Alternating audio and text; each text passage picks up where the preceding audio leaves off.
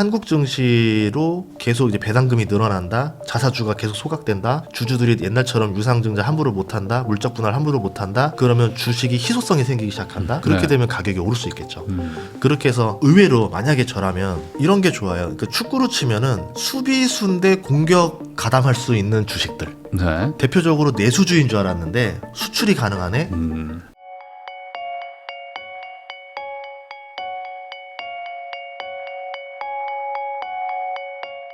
2016 환율 전쟁 저자이시죠. 전인구 소장님하고 얘기하고 있는데요. 그러면 결국에 아까 국내 주식 얘기도 조금 하셨지만 지금 또 코스피도 좀 조정받고 네. 지금 요즘에 막 3천 초반까지 간다 막 이런 얘기들도 막 나오거든요. 그래요? 예. 근데 또 다시 또 올라갈 거다. 뭐 지금 이거 가지고 좀 왔다 갔다 하고 있는 것 같습니다. 전반적으로 봤을 때 코스피 쪽은 뭐 추가 하락이라든지 어떤 뭐 좀 리스크가 느껴지나요? 아니면 좀 상승세로 좀 전환이 될 것 같으세요? 지금은 대형주 장세는 뭐냐면 결국은 미국 증시 따라다니는 거거든요. 네. 올랐던 이유를 두 가지로 분석해보면 AI주가 많이 올랐잖아요. 네. AI의 수혜를 보는 기업이 첫 번째로 삼성전자랑 SK하이닉스인데 시총 1위, 2위입니다. 당연히 지수가 오를 수밖에 없었고 거기에 피지컬 AI까지 건드니까 현대차 주가가 50% 올랐어요.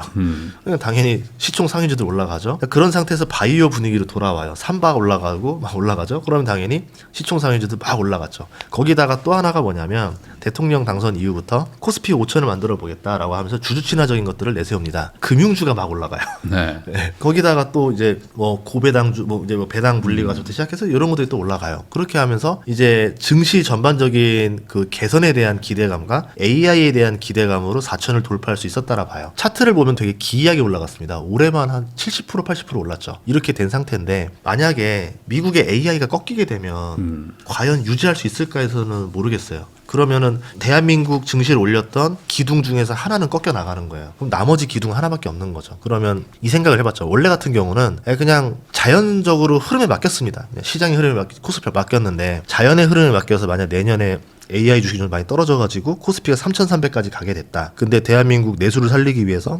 유동성이라든가 돈을 많이 풀었잖아요. 그러면 당연히 돈을 풀면은 자산으로 돈이 이동하게 되고 강남 부동산이 오르고 싶어서 지금 꿈틀꿈틀 되고 있는데 그 만약에 증시가 꺾여버리면은 돈 많은 사람들은 어떻게 생각할까요? 역시 부동산이야? 네. 내일일 줄 알았다. 역시 부동산 가야지. 강남 불패였잖아. 이게 될 거잖아요. 근데 네. 내년에 지방선거가 있습니다. 네. 꽤나 곤란해질 것 같아요. 그러면 제 입장에서는 제가 정부라면은 약속은 지키자. 네. 라고 하면서 AI라는 축은 잃어버렸지만 그러면 정부가 나오는 그 증시 부양책으로 코스피 4천까지는 한번 다시 만들어 보자 라고도 나올 수 있다는 거죠. 실제로 나올 수 있는 카드 여러 개가 있습니다. 뭐 저PBR 개선책이라던가 자사주 소각 매입이라던가 그 네. 외에도 여러 가지 정책들이 계속 있다라고 보면은 한국 증시로 계속 이제 배당금이 늘어난다, 자사주가 계속 소각된다, 주주들이 옛날처럼 유상증자 함부로 못한다, 물적 분할 함부로 못한다. 그러면 주식이 희소성이 생기기 시작한다. 그동안 대한민국 증시의 문제는 뭐냐면 주식 수가 계속 늘어나요. 물적 분할 유상증자 때문에. 근데 이거를 계속 줄여주기만 한다 그러면은 희소성이 나날이 늘어나는 게 되는 거죠. 그렇게 네. 되면 가격이 오를 수 있겠죠. 그렇게 해서 의외로 만약에 저라면 미국 증시도 하락하고 한국 증시도 하락하는 사건이 벌어지면 안 되겠지만 그러면 그때는 미국 주식 쪽은 제가 많이 정리하고 한국 주식에 집중적으로 투자할 것 같아요. 미국은 AI가 무너지고 나면 반등을 쳐줘야 되는데 네. 반등을 칠 주도주가 안 보여요, 딱히. 네. 바이오가 있다 하도 그게 그렇게 지수를 끌어올리는 건 아니니까. 한국 같은 경우는 정책을 가지고 해버리면은 반등을 칠 수 있는 것들이 굉장히 많아져요. 그래서 오히려 좀 반등이 한국 증시가 내년에 더 빠르지 않을까라고 생각하고 있습니다. 그럼 뭐 정책 수혜주가 되겠네요. 뭐 반도체나 이런 실적 좋은 것들 말고. 자산주, 가치주, 네. 아니면 이제 경기 방어주, 식품주 뭐 이런 것들이 되겠죠. 예. 그런 것들 중에서 뭐 하나 좀 뭐 섹터라든지 아니면 뭐 종목 같은 것들 좀 굳이 하나 네. 설명을 한다면 뭐가 있을까요? 이런 게 좋아요. 그 축구로 치면은 수비수인데 공격 가담할 수 있는 주식들. 네. 대표적으로 내수주인 줄 알았는데 수출이 가능하네 것들이 있습니다. 대표적으로 옛날에 삼양 불닭볶음면, 네. 삼양식품 같은 경우도 국내에서는 유통되는 식품회사인 줄 알았는데 해외에서 난리가 났던 거죠. 그럼 대표적으로 올리브영 같은 경우도 국내에서는 왕이죠. 네. 저번에 데이터를 보니까 750만 명이 1월부터 5월에 한국에 방문했는데 그중에 595만 명이 올리브영에서 물건을 사갔더라고요. 네. 아우 진짜 사람들 엄청 많아요. 외국인들. 네. 그래서 이게 외국인들 입장에서는 지금 올리브영이 성심당이 됐어요. 그래서 이게 만약에 네. 한국 오면 뭐 당연히 들려야 돼요. 네, 그러면 성심당은 해외로 나간 적이 없지만 다른 지역 나간 적이 없지만 올리브영은 지금 LA로 나갈 거거든요. 네. LA의 지점이 아마 조만간 오픈을 할 겁니다. 그러면 줄을 엄청나게 서겠죠. 그러니까 저 그러겠죠. LA에 세운 이유가 뭐냐면 LA에 한국인이 많아요.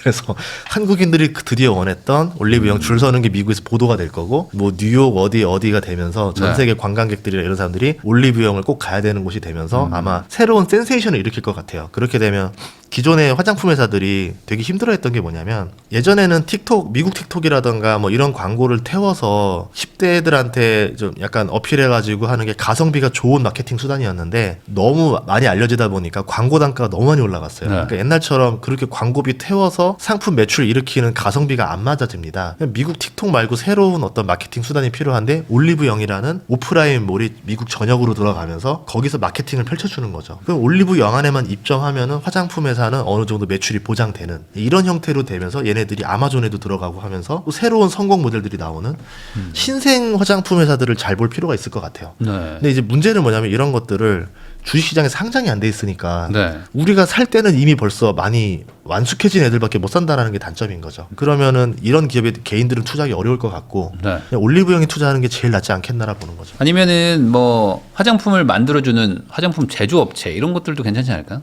괜찮죠. 네. 예, 그만큼 늘어나니까. 그럼 전반적으로 화장품 쪽이 좋아질 것이다 내년에. 예, 왜냐하면 경기랑은 상관이 없어요. 뭐 AI랑도 상관이 없고 실제로 화장품은 침체에도 잘 팔렸었고 또 하나가 이제 한한령 해제입니다. 그 돌아가는 분위기를 보면은 중국에서 좀 활동했던 연예인들이 갑자기 서서히 한국에 소식을 알리기 시작한다던가, 네. 예, 뭐 서서히 중국 쪽으로 한다던가 해서 중국 콘서트가 열리고 한국 드라마가 이제 중국이랑 동시 상영을 한다던가 뭐 이런 분위기들이 열릴 것 같아 보여요. 그러면 이제 한한령 해제라는 원래 한한령이라는 게 공식 문서가 없어요. 네. 어느 날 갑자기 자연스럽게 누가 콘서트 한번 하면 네. 아 해제됐구나 이게 신호거든요. 네. 그럼 아까 말씀하신 대로 화장품이 이제는 미국에서만 팔리는 게 아니라 중국 시장까지 또 들어가는 거죠. 그러면 우리가 예상했던 건 미국에 대한 선반영이었는데 중국 선반영을 생각 못했던 게 터지면서 말씀하신 대로 뭐 화장품 제조회사들이 OEM들이 막 대박이 난다던가 네. 그렇게 갈 수도 있겠죠. 엔터들이 대박 날 수도 있고요. 그러니까 뭐 기본적으로 한한령 얘기가 나오면 바로 엔터부터 떠오르기는 하는데 예. 뭐 예를 들어 BTS 지금 이제 준비하고 있는데 예. 뭐 하이브 같은 것들 이런 것들도 좋을까요? 어떻게 보세요? 좋죠. 근데 확실히 그러니까 그 대형주들은 네. 성공 확률이 높아요. 뭐 한한령 해제 수혜가 될 확률이 굉장히 높죠. 대신에 네. 문제는 뭐냐면 주가들이 이미 좀 많이 오른 어느 정도 상태였던 좀 거고 올라 있고. 이제 그거를 좀 이제 약간 하자면은 우리 또 큰 수익률 좋아하시는 분들은 네. 작은 기획사 얘가 뜰지 안 뜰지 모르겠어요. 근데 얘가 중국에서 뜨면 대박 나요. 근데 이런 좀 리스크 있는 것들 예를 들어서 예전에 한참 유행했던 게 그 GD 관련주 막 이런 네. 거 예, 그런 것들 이런 거 이제 로또거든요. 근데 대한민국 투자자들 보니까 확실하고 안전한 것보다는 조금 그런 것들 좋아하세요. 불확실하고 좀 크게 먹는 거 좋아하시더라고요. 그냥 이 업종 ETF 뭐 이런 거 사면 되지 않을까 싶기도 하고. 그렇죠. 엔터 ETF 사도 되고요. 네. 예. 그런 것들도 나쁘진 않을까요? 괜찮을까요? 대신 사람들 ETF 되게 좋아하시긴 하는데 네. 대중은 둘로 갈리는 것 같아요. 안전지향적인 ETF 선호하는 사람은 이쪽만 네. 가시고 그거 가지고 어느 세월에 10배 벌어 이러면서 이제 작은 거 좋아하시는 분들 후자 가신 분들은 이제 살아 돌아오지는 못하셔가지고 항상 한번 갔다가 안 오시니까 예. 가기만 하시더라고요. 아. 그러면 이제 화장품이나 뭐 엔터주도 괜찮을 것 같다. 그러면서 가는 게 이제 캐대언처럼 네. 한국 식품을 대놓고 PPL에 넣기 시작했어요. 넷플릭스에. 네. 그래서 저는 식품주도 굉장히 좋게 봅니다. 식품주는 PER이 지금 7배밖에 안 되는 것도 많아요. 네. 10배, 7배. 거기에 배당 수익률이 3%가 넘어요. 그런데 지금 캐대언부터 시작해서 미국에서 판매가 불티나게 나기 시작했어요. 성장성 붙었고 해외 수출 붙었고 인기 끄는 제품이 생겼고 퍼났고 배당 좋고 그럼 이게 정책 수혜주도 될 수도 있겠네요. 다 되는 거죠. 네. 뭐 같이 중국으로 넘어가면은 한한령 해제 수혜주가 되는 거고 미국으로 수출 확대되면은 넷플릭스 수혜주로도 엮이는 거고 이게 다리 건 게 많은데 이런 기업들이 주가가 안 오르는 이유는 뭐냐면 대중들이 도파민이 안 나오니까 안 삽니다. 네. 오르고 난 다음에 살까? 아마 식품주 2배 올랐어요. 그러면 그때 사러 들어올 거예요. 근데 먼저 사는 거를 안 좋아하더라고요. 네. 그걸 좀 바꿔야 돈을 버는데, 그러니까 제일 좋은 건 좋은 주식을 싸게 살 때가 제일 좋은 거지, 좋은 주식을 비싸게 살 때가 좋은 게 아닙니다. 근데 꼭 보면 그 삼양식품도 20만 원대 사라 하더라도 안 사다가 꼭 100만 원 넘어서야 사겠다 하고. 황제주 대하사전. 그러니까 좀 제일 좀 답답해요. 투자자들 보면은 그것만 바꾸면 되는데 꼭 고점에서 사고 싶어하는 게 너무 많아지다 보니까 욕심을 좀 버렸으면 좋겠다. 그리고 본인이 직접 찾아내는 연습을 꼭 했으면 좋겠다라는 생각이 듭니다. 그럼 반대로 요즘에 가장 뭐 이슈는 뭐 삼성전자랑 뭐 하이닉스 같은 반도체 관련주들이 좋았잖아요. 네네. 지금도 다시 또 약간 좀 반등도 하고 있고 여기에 굳이 신규로 들어가는 거는 조금 조심해야 될까요? 어떻게 보세요? 많이 올랐잖아요. 그러니까 저도 오른 게 더 올라갈 가능성이 있어요. 주도주들이 밀고 올라가면 쭉쭉 올라가니까 ETF 이후로 일반적인 사람들이 이거 좀 너무 비싼데요. 뭐 특히 뭐라자면 제가 좀 비싼데요라고 하면은 시작할 때부터는 거기 좀 더 가더라고요. ETF 때문에 한번 밀고 들어오는 힘이 더 강해졌어요. 쭉쭉쭉 올라가요. 근데 지금은 진짜 많이 올랐죠. 예, 그래서 먹을 게 많아 보이진 않아요. 여기서 잘 먹어야 한 20%. 근데 PER이나 뭐 이런 거 보면 예. 낮긴 낮잖아요. 아직 뭐 높은 건 아니잖아요. 예. 예. 근데 예를 들어 HBM 가격이 떨어진다던가 메모리 가격이 떨어진다던가 예를 들어서 DRAM 가격이 지금 엄청나게 올랐는데 네. DRAM 가격이 저렇게 올라가는 게 이해가 안 가긴 합니다. 단순히 수요가 늘었다고 해서 저렇게 가격이 올라갈 수는 없거든요. 그래서 어떤 미국 뉴스에서 뭐가 나왔냐면 DRAM 사재기 의혹도 좀 있어요. 네. 그래서 인위적으로 가격을 올랐는데 반도체 회사들이 자기들 나쁜 건 없으니까 그거에 대해서는 그냥 입을 닫고 있다. 그렇게 되면은 DRAM 가격이 계속 올라가줘야 되는데 안 올라가고 HBM 가격이 계속 올라가야 되는데 안 올라가면서 정체를 걷게 되면은 예를 들어 대표적으로 AI가 흔들리거나 그렇게 되면은 여기도 재미가 없을 수 있죠. 결국에 개인들은 이 도파민 찾아다니는 거 이걸 좀 정리를 해야 된다. 이런 마음을 좀 버려야 된다. 최근에 천일고속이 엄청난 이슈잖아요. 도파민 파티였잖아요. 자산주 도파민이 제일 재밌죠. 한 10년 이렇게 가다가 이러고 갔잖아요. 고속터미널 개발한다고. 그래서 이제 전 주식 투자자가 부동산 개발업자가 될 것 같아요. 이제 또 장부상 뭐 없나 이런 거 뒤질고 있는 건가요? 다 계산해봐야 돼요. 네. 시세랑도 비교도 해봐야 되고 이거 굳이 건설하면 건설비 얼마 들어가야 되지 추산해야 되는데 저는 부지까지 계산하겠는데 건설비 계산이 안 되는 거예요. 저는 할 수 있을 것 같기도 한데 근데 그거 어떻게 종목만 좀 알려주시면. 이제 주식도 잘하는 시대가 열린 겁니까? 근데 이런 거를 찾는다는 게 이게 쉬운 일은 아니거든요. 이게 어쨌든 정책과 여러 가지 뭐 합산돼야 되는 거니까. 저 PBR 정책이 나올 것 같아요. 내년에 정부에서. 실제로 1.0 이하면 네. 뭐 퇴출시킨다든지 뭐 이런 것들을 할 확률도 있을까요, 좀? 퇴출까지는 아니고 뭔가 아마 좀 그래도 파지티브하게 나오지 않을까 싶어요. 이렇게 했을 때 뭐 좀 더 혜택을 주겠다 이런 식으로 갈 것 같은데 저 PBR 법안에서 세부적인 법안들을 잘 봐야 될 것 같아요. 이게 뭐가 있냐면 우리나라 그 PBR의 문제는 50년 전에 500억에 산 땅이 지금도 장부에 500억으로 기록이 돼 있습니다. 그렇죠. 토지는 감가상각이 안 되기 때문에 그런데 일부러 재평가를 하지 않는 이상 매입가로 그냥 써버리는 경우도 많아요. 그래서 나중에 알아봤더니 500억짜리 땅이 아니라 5천억짜리 땅이었던 거죠. 기업의 시가총액은 500억이었는데 땅만 5천억이다. 그럼 당연히 주가 10배 올라야 된다 생각했는데 그동안은 그런 것들이 재미없었던 이유가 오너가 개발할 의지가 없으면은 결국은 현찰이 아니거든요. 나 그냥 한 3대 4대까지 물려줄 거야. 이거 안 팔 거야 라고 하는 순간 다시 또 주가는 떨어집니다. 그랬는데 이번에 나오는 그 저PBR 법안이 나중에 나오게 되면 그것까지 조금 터치하는 영역이 들어가지 않겠는가. 장부 가치를 한번 업데이트 한번 해라. 시세로 다 정해. 그러면 10년에 한 번씩. 뭐 그러면 갑자기 500억짜리 땅 5천억 땅이 됐어요. 이 기업은 PBR이 0.1배로 떨어져요. 그럼 주가를 10배 올려야 돼요. 그러면 주가를 10배 올려야 되면서 PBR은 떨어지니까 투자자 입장에서 잭팟이 나는 것들이 많아지는 거죠. 그런 쪽도 한번 해볼 만하다. 근데 그거 맞출 수 있을까요? 현실적으로 어떻게 보세요? 너무 어려운 거 아니에요? 근데 그런 주식들은 이미 벌써 올랐어요. 증권사들 리포트에 다 나옵니다. 그러니까 리스트는 다 줘요. 그리고 오너가 개발할 의지가 있어야지만 올랐었어요. 천일국서 아까 말씀하신 대로 맞추기가 너무 어려웠어요. 근데 법안이 나와서 강제로 하면 무조건 시세대로 PBR 맞춰 이래버리면 이 기업들은 어쩔 수 없이 맞추기 위해서 뭔가를 해야 되겠죠. 그렇게 되면서 이제 주가가 올라가는 게 가능성이 훨씬 높아지겠죠. 이제는. 자사주 소각은 어쨌든 지금 예정돼 있다고 봐도 되는 건가요? 계속 이제 하는데 이제 좀 약간 분산해서 법안을 통과시키는 느낌이 나더라고요. 왜냐하면 그 여야 합의가 있어야 되다 보니까 한번 설득하고 우선 이거 먼저 한번 해봅시다. 또 다음번에 이거 한번 해봅시다 해서 좀 흐름은 우리 마음보다 느리지만 그래도 기대감이 계속 남아있는 거죠. 그래서 자사주 소각도 내년에 나오지 않을까 계산해봐요. 그리고 자사주 많이 가지고 있는 증권사라든지 뭐 이런 것들이 한번 탁 튀어 올랐었는데 내년도에도 한번 좀 그런 걸 기대를 해볼 수는 있을 것이다. 자사주 소각이 나오면서 저는 그런 회사들을 잘 보면 좋을 것 같아요. 사모펀드들이 예사롭지 않습니다. 옛날과 다르게 고려 아연 사태 때 신호탄이었는데 오너와 사모펀드의 대결이 벌어졌죠. 마치 훈구파와 살인파의 싸움처럼. 결국은 훈구파가 졌죠. 예, 그것처럼 오너들의 힘이 옛날 같지 않아요. 좀 상속세 나가고 이러다 보니까 힘은 나날이 떨어지고 지분율은 나날이 줄어들고 있고 사모펀드들은 자금력이 나날이 빵빵해지고 있고 이제 돈 대 돈으로 싸우면은 사모펀드가 오너를 이기는 사태가 벌어지는 상황이 나오게 됩니다. 그래서 만만한 기업들 네. 지배 구조가 애매한다던가 자사주로 장난을 친다던가 그리고 소액주주들이 사모펀드 편을 들어줄 수 있을 만큼 오너가 인기가 없다던가 이런 네. 기업들은 아예 주인을 뺏길 수도 있어요. 네. 그럼 예를 들어 자산을 1조 가지고 있는 회사가 시총이 500억인데 네. 사모펀드가 들어와서 500억으로 얘를 뺏어버리면 얘는 9,500억 파티가 열리는 거예요. 대박 나는 거죠. 그러면 억울하잖아요. 안 네. 뺏기려면 뭐 해야 되냐면 그럼 차라리 가지고 있는 자산만큼이라도 주가를 올려놔야 돼요.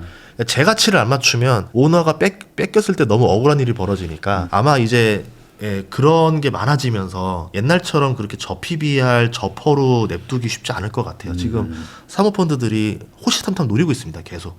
적대적 M&A를 막으려면 주가를 올리는 게 어쨌든 가장 중요한 거니까 그런 일들이 우리나라에서도 이제 일어난다. 지금도 계속 나오고 있잖아요. 공개 매수하면 싸우고 있잖아요. 네. 그러면서 주가 계속 올라갑니다. 그러면서 이게 기업이 할인됐던 가치가 제 가치까지 계속 올라오거든요.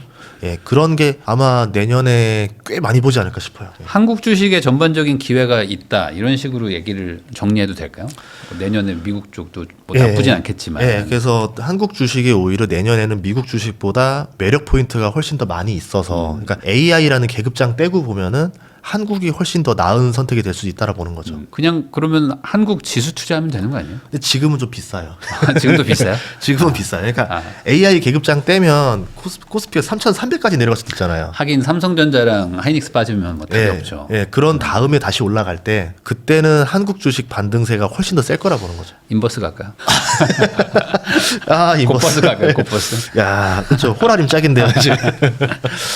어쨌든 한 번에 뭔가 조정이 올 수도 있는 뭔가 그런 좀 위태위태함은 뭐 지금 아까 말한 엔화라든지 뭐 이런 거에서도 있으니까 좀 조심해서 한번 뭔가 꺾이면 그때는 좀 들어가야 그때는 필요가 그때는 있다. 공포를 갖지 마라. 네, 그렇게 정리할 수 있을 것 같습니다. 그러면 이제 코인 쪽도 가지고 있는 분들도 있고 저도 좀 이제 비트코인을 가지고 있는데 많이 빠졌거든요. 많이 빠졌어요. 그래가지고 이제 시즌 끝났다. 뭐 시즌 끝났다는 얘기도 하지 마라. 뭐 이러고 있는데 어떻게 보세요? 그냥 개인적으로 지금 유동성과의 관련성. 유동성 때문에 그렇죠. 예, 코인이 올랐던 거는 유동성이랑 이제 트럼프로 인한 음지에서 양지하로 넘어가면서 수요가 더 많이 늘었다. 이 두 가지로 늘었어요.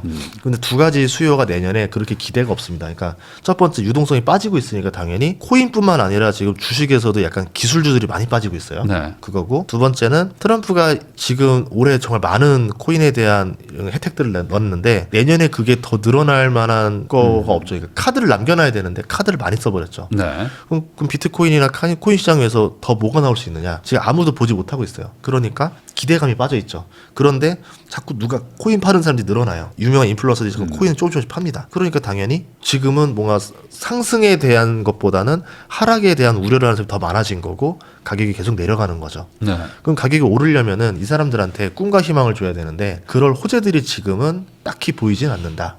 이렇게 볼 수 있을 것 같아요. 그러면 호재가 없다는 얘기는 반대로 얘기하면은 이제 악재만 있을 수도 있는 거잖아요. 악재에는 민감하게 반응하죠. 네. 예. 근데 그러면 지금보다 뭐 더 안 좋아질 말까? 코인에 대해서 특별한 악재가 더 생긴다 이런 거는 없는 건가요? 그냥 단순히 유동성이 말라가고 있다 정도? 엔캐리 그러니까 유동성에 건드리는 뉴스들마다 뭐 엔캐리 얘기 나와도 이제 코인한테 악재가 되는 거고 AI 얘기 나와도 코인한테 악재가 되는 금리가 거고. 내려도 빠져요. 예, 그러니까 지금 뭐 코인 입장에서는 뭔가 코인을 위한 호재들이 나와줘야 되는데 네. 생각보다는 안 보여요. 지금은 그런 거 없다. 예. 그리고 알트코인들이 뭘 해줘야 돼요. 그러니까 만약에 해주려면 네.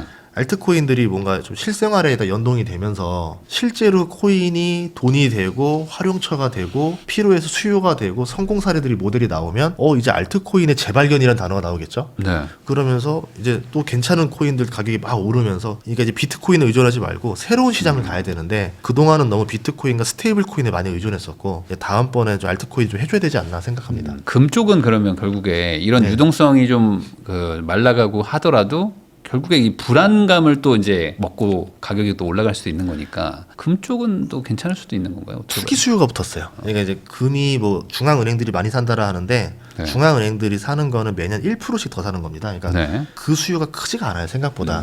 그럼 이번에 가격이 급등한 거는 어느 나라인지 모르겠지만 투기적으로 금을 많이 샀습니다. 네. 그리고 역대로 금과 주식이 동시에 오른 적은 없어요. 1950년대 후반인가 그때 한 번 있었다 그러더라고요. 그때 빼고는 없었어요. 그 얘기는 뭐냐면 금이 오른 거는 이상현상이라는 거죠. 네. 이렇게 급하게 오르면은 항상 급등 뒤에는 급락이 옵니다. 10이 오른 다음에 3이 떨어질 수도 있는 거고 10이 오르고 9가 떨어질 수도 있겠지만 얼마나 떨어질지 감은 안 오겠지만 급등 뒤에는 급락이라는 조정이 한 번은 오니까 지금은 금을 따라서 살 때는 아닌 것 같아요. 그럼 큰 틀에서 지금 뭐 사야 돼요? 엔화 사면 되나요? 엔화 안전자산. 너무 도파민이 없잖아요. 엔화는 한창 도파민이 많을 때는 한 번씩 힐링도 하고 제주도 가서 저기 네. 올레길도 한번 걷고 하는 것처럼 네. 주식도 마찬가지예요. 엔화 정도. 지금 주식 시장에 올레길이 좀 필요합니다. 예. 좀 쉬어가야 되는 타이밍이다. 지금은 좀 쉬고 그리고 이제 내년 돼서 다시 시작하자. 이 정도. 내년을 보면서 오히려 이제 그때 대표적으로 닷컴버블 꺼지고 나서요. 네. 어디서 도파민이 나왔냐면 롯데칠성 같은 데서 도파민이 나왔어요. 전통의 그런 걸로. 예, 7만 원짜리 회사인데 이제 뭐 주류도 진출한다, 생수도 진출한다 하면서 매출 1억 달성하고 서초동 땅 개발한다 이러면서 주가가 7만 원 하던 게 2007년에 7년 만에 150만 원 가더라고요. 네. 그리고 2015년에 300만 원 가더라고요. 네. 꼭 기술주에서만 텐베가 나오는 거 아니에요. 그러니까 이제 우리가 알고 있는 뻔한 기업에서도 나오니까 네. 좀 생활 주변의 주식들을 좀 보셨으면 좋겠습니다. 네, 결국에 지금 다들 도파민에 취해서 막 그 어찌 보면 가치가 좋은 것들을 좀 내팽개치고 있는 것도 있는 것 같으니까 이럴 때 한번 좀 침착하게 따져보는 것도 좋을 것 같습니다. 지금까지 전인구 소장님 모시고 세계 경제와 자산 시장에 대해서 이야기 나눠봤는데요. 이 내용 잘 참고하셔가지고 좋은 선택하시기를 바라면서 저도 소장님하고 인사 나누도록 하겠습니다. 오늘 나와주셔서 감사드립니다. 예, 고맙습니다.